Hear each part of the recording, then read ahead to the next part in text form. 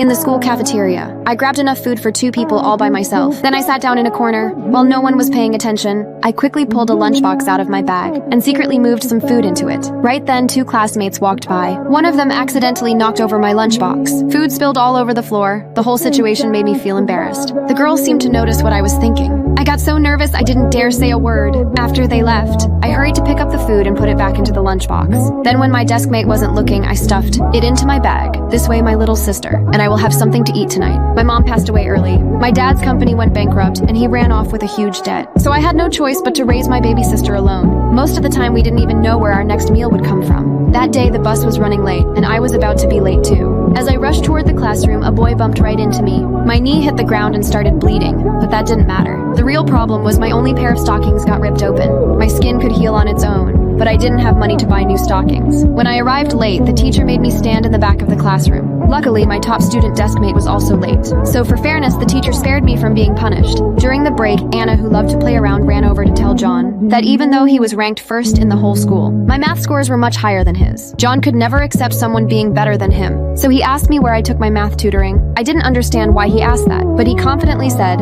otherwise there was no way my math could be better than his. He had no idea I could barely afford to eat, let alone pay for tutoring. After school, I always worked at a convenience store and reviewed my notes whenever I had time, because getting into college was my only way out. That day, I was exhausted and rested on my desk, but when John looked at me up close, he couldn't look away. I suddenly woke up. He immediately pretended to ask me a question to hide his embarrassment, but he still couldn't stop sneaking glances at my face, so he decided to get close to me in the name of studying. He even tried to bring me a cup of milk tea, but he was too shy to hand it to me. Then he quickly made up an excuse saying the class bell had rung. I hesitated but believed him. I had no idea his hand was covered with pickup lines he wrote for practice.